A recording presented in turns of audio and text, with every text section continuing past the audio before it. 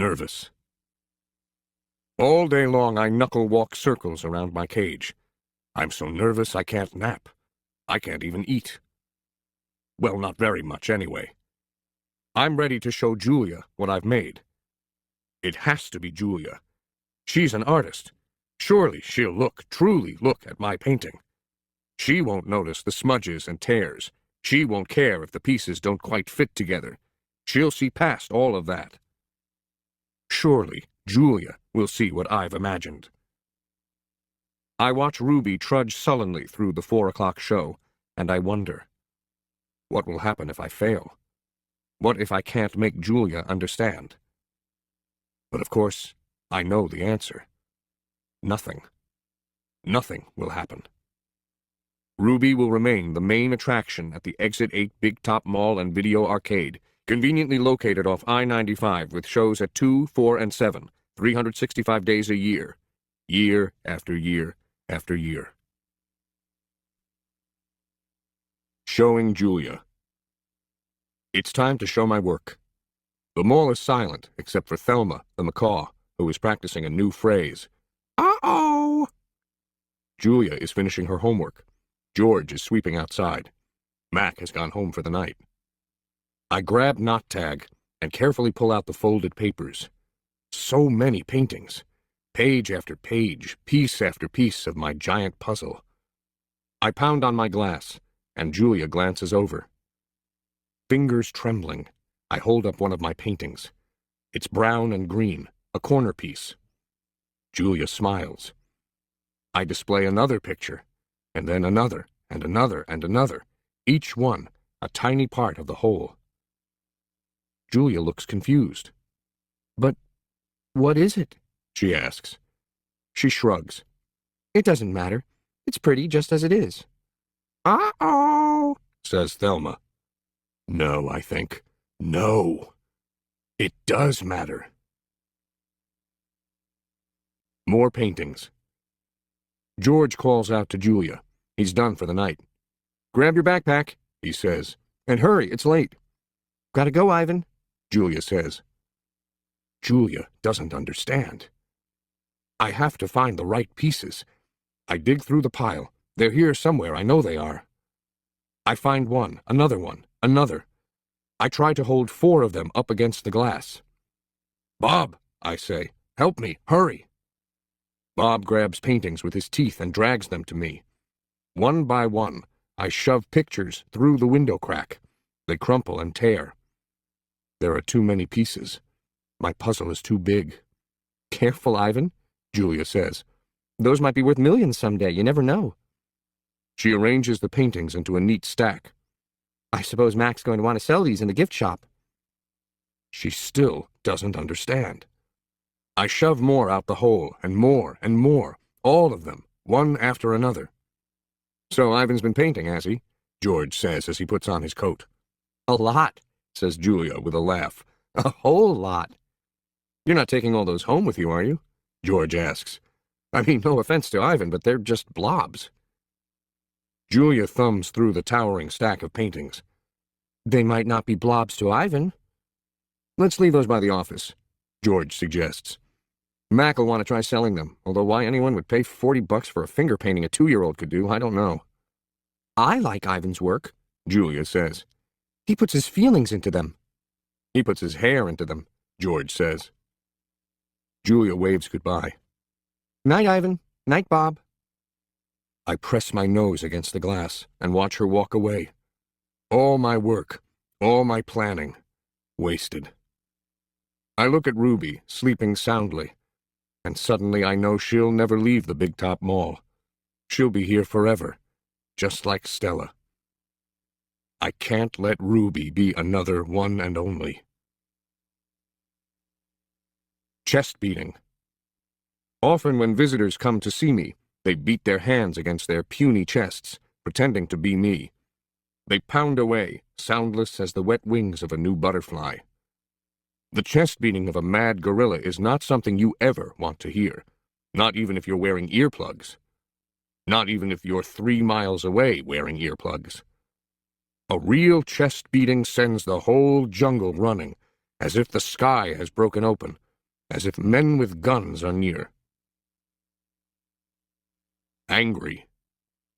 Thump! The sound, my sound, echoes through them all. George and Julia spin around. Julia drops her backpack. George drops his keys. The pile of pictures goes flying. Thump, thump, thump. I bounce off the walls. I screech and bellow. I beat and beat and beat my chest.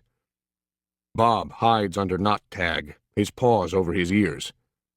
I'm angry at last. I have someone to protect. Puzzle pieces. After a long while, I grow quiet. I sit. It's hard work being angry. Julia looks at me with wide, disbelieving eyes. I'm panting. I'm a little out of shape. What the heck was that? George demands. Something's really wrong, Julia says. I've never seen Ivan act this way. He seems to be calming down, thank goodness, George says. Julia shakes her head. He's still upset, Dad. Look at his eyes. My pictures are scattered all over the floor like huge autumn leaves. What a mess, George says, sighing. Wish I hadn't bothered sweeping tonight. Do you think Ivan's okay? Julia asks. Probably just a temper tantrum, George says. He reaches under a chair to retrieve a brown and red picture. Can't say I blame the guy stuck in that tiny cage all these years. Julia starts to answer, but then she freezes. She cocks her head. She stares at her feet where my pictures lie in disarray. Dad, she whispers. Come see this. I'm sure he's another Rembrandt, George says. Let's pick these up and get going, Jules. I'm exhausted. Dad, she says again. Seriously, look at this.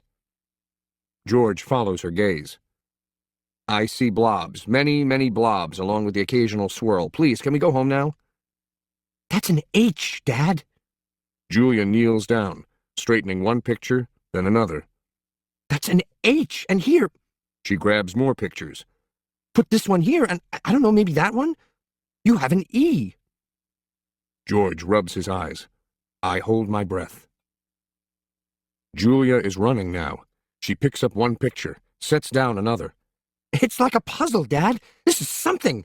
It's a word, maybe words, and a picture of something, a giant picture. Jules, George says, this is crazy.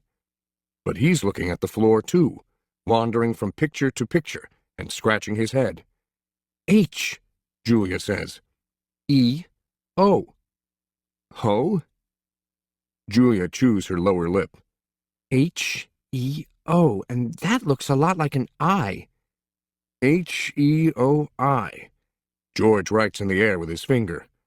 I-E-O-H. Not the letter, an actual I. And that's a foot, or maybe a tree, and a trunk. Dad, I think that's a trunk. Julia runs to my window. Ivan, she whispers. What did you make? I stare back. I cross my arms. This is taking much longer than I thought it would. Humans. Sometimes they make chimps look smart. Finally. Julia and George take the pictures to the ring, where there's room to see them all. An hour passes as they try to assemble my puzzle. Ruby's awake now, and she and Bob and I watch. Ivan, Ruby says, is that a picture of me? Yes, I say proudly. Where am I supposed to be? That's a zoo, Ruby. See the walls and the grass and the people looking at you? Ruby squints. Who are all those other elephants? You haven't met them, I say. Yet. It's a very nice zoo, Ruby says with an approving nod. Bob nudges me with his cold nose. It is indeed. In the ring, Julia pumps her fist in the air. Yes, she cries. I told you, Dad, there it is. H-O-M-E. Home. George gazes at the letters. He spins around to look at me. Maybe it's just a coincidence, Jules. You know, a once-in-a-trillion kind of thing. Like that old saying about the chimp and the typewriter. Give him long enough and he'll write a novel. I make a grumbling noise. As if a chimp could write a letter, let alone a book. Then how do you explain the rest of it? Julia demands. The picture of Ruby in the zoo. How do you know it's a zoo? George asks. See the circle on the gate? There's a red giraffe in it. George squints and tilts his head. Are you sure that's a giraffe? I was thinking more along the lines of a deformed cat. It's the logo for the zoo, Dad. It's on all their signs. Explain that. George gives her a helpless smile. I can't begin to. I'm just saying there has to be a logical explanation. Look how big this is.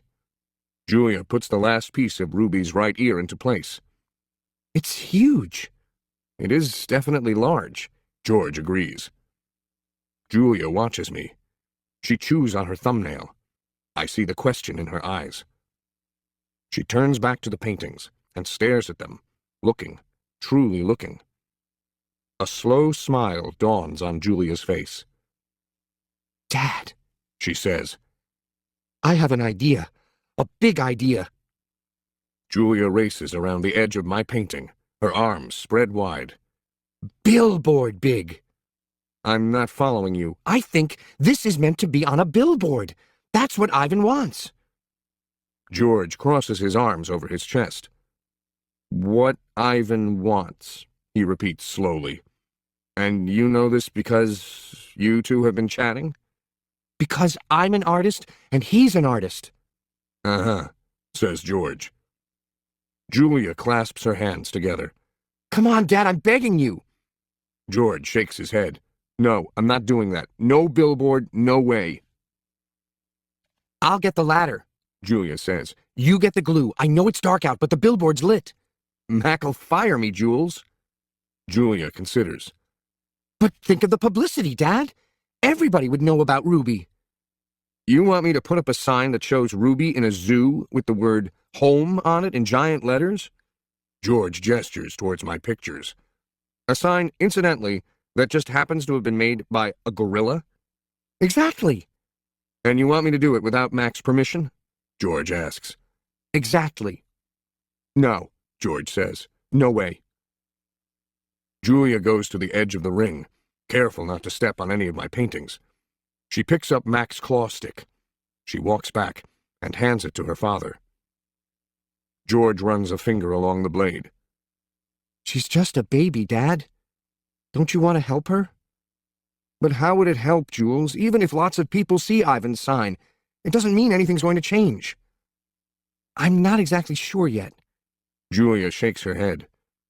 Maybe people will see the sign, and they'll know this isn't where Ruby belongs. Maybe they'll want to help too. George sighs. He looks at Ruby. She waves her trunk.